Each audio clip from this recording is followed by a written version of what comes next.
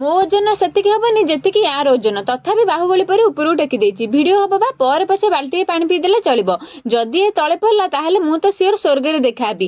ହଉ ଛାଡ଼, ଏ କ'ଣ ସମସ୍ତେ ଜାଣିସାରିବେଣି, ଆଉ ଅଧିକ ଭିଡ଼ିଓ ଛାଡ଼ି ପଳେଇବେଣି। ପସନ୍ଦ ନଥିବ ନା?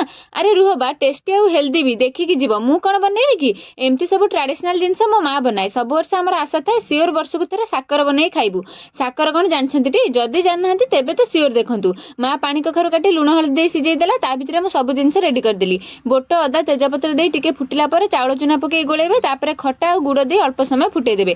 ହଁ, ଆମର କିଛିଟା ପର୍ଟିକୁଲାର ଖାଦ୍ୟ ଥାଏ ଯାହା ଚୁଲିରେ ବନେ, ମାନେ ଖାନଦାନୀ ପିଢ଼ିରୁ ହେଇ ଆସୁଛି। ଯେମିତିକି ସାକର, ରାଇ, କାଞ୍ଜି, ଏମିତି ବହୁତ କିଛି। ଅଧିକ ଟେଷ୍ଟ ଲାଗେ କି ଭାବନା ମୁଁ ଜାଣିନି। ଛାଡ଼, ଶେଷରେ ଲଙ୍କା ଫୁଟଣ ଛୁଙ୍କ, ନଡ଼ିଆ ଜିରା ଲଙ୍କା ଗୁଣ୍ଡ ଦେଇନା ନାନୀ ସରିଲା ପା। କ'ଣ 15 ମିନିଟର ଭିଡ଼ିଓ କରିବି ନା କ'ଣ?